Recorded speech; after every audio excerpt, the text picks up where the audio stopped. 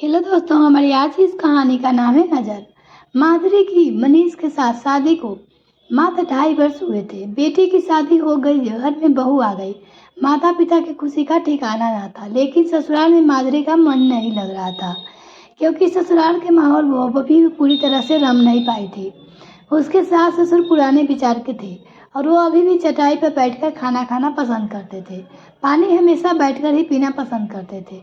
उन्होंने अपने पारंपरिक तौर तरीके से रहना पसंद था। उनका यही लाइफ स्टाइल माधुरी को पसंद नहीं था। उसे लगता था कि इनकी लाइफ का कोई स्टैंडर्ड नहीं है, अभी तक डाइनिंग टेबल पर बैठकर खाना नहीं खाते की आदत डाल पाए। वैसे तो अच्छे खासे पढ़े लिखे हैं, लेकिन रहन सहन तौर तरीके पुराने हैं। सास सुबह सुबह नहाकर ही रसोई बनाने की जोर देती है, फिर चाहे खाना बनाने में पसीना पसीना क्यों न हो जाए। हालांकि मनीष माधुरी को बहुत चाहते हैं और उसका हर बात ख्याल भी रखते हैं, लेकिन पुराने लाइफ स्टाइल की वजह से माधुरी को अब लगता है कि उसके पापा ने कैसी जगह शादी कर दी है। कितने सपने थे उसके विवाह के बाद अपने घर को सजाने के, लेकिन यहाँ तो सासू माँ के अनुसार मेंटेन किए हुए है।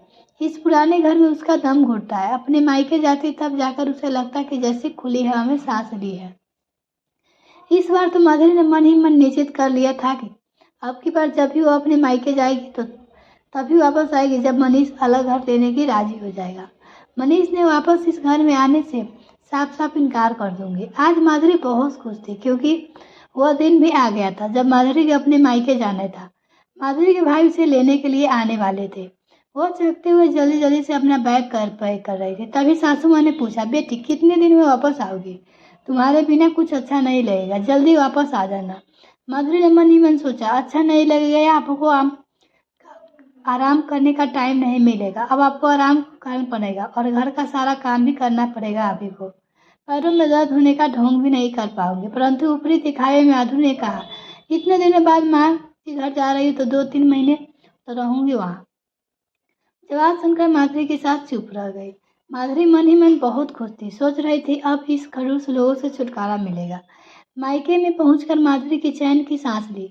उसकी माँ, भैया, भाभी और छोटी बहन सब ने उसके सिर आंखों पर उठा लिया। दिन भर बातें से फुर्सत नहीं मिली। हंसी मजाक के माहौल कब शाम हुई पता ही न चला। रात में माधुरी की पसंद बेलवी पूरी और आलू की सब्जी, मलाई कोफ्ता और बूंदी रायता माँ ने भाभी से मिलकर बनाए थे।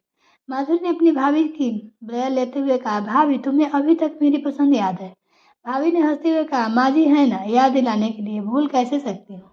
माधुरी माँ को गले लगाकर, माँ आपको बहुत मिस करती हूँ, मेरी सास आपके जैसे क्यों नहीं है। फिर भाभी को देखकर उसने भरी कहने लगा, भाभी आप कितनी किस्मत वाली हो जो आपको इतनी अच्छी ससुराल और मम्मी जी जैसी सास मिली है।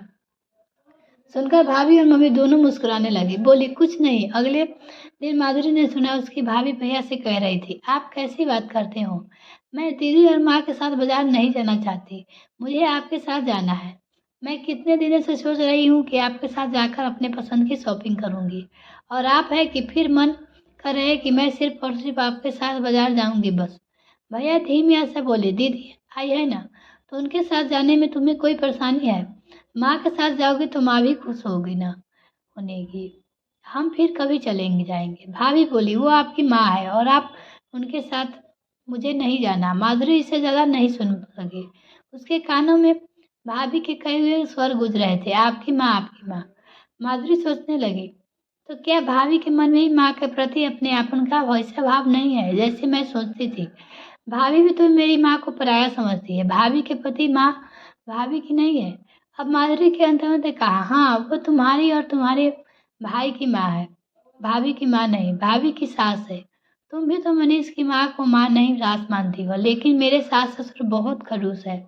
अपने अंतर ने बचाव किया, वो तुम्हारी भाभी की नज़र में तुम्हारी माँ खड़ूस होगी। माधुरी की अंतरात्मा ने जवाब दिया कि अब माधुरी को अच्छी तरह समझ में आ चुका है कि अब नज़र का फर्क है और दो परिवारों का फर्क है। जिस प्रकार दो लोगों एक जैसे नहीं हो सकते, वैसे ही दो परिवार भी एक जैसे नहीं हो सकते।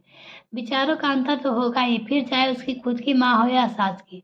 आज जिस प्रकार वो अपनी सास से छुटकारा पाना चाहती है, शायद ऐसे ही उसकी भाभी भी यही सोचती है ना? अब मैं ऐसा नहीं करूँगी। मैं मनीष को उनके माता पिता से अलग करने की भूल नहीं करूँगी।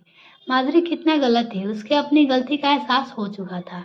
आज जब माधुरी ससुराल पहुंची तो मतवाई सास को अपनी बहू की राह निहारते हुए पाया। उन्होंने माधुरी के जीवन का सिद्धांत समझाया और उसके दिल में प्रेम का सागर भरा। मिलते हैं फिर नेक्स्ट फिल्म, तब तक के लिए बाय।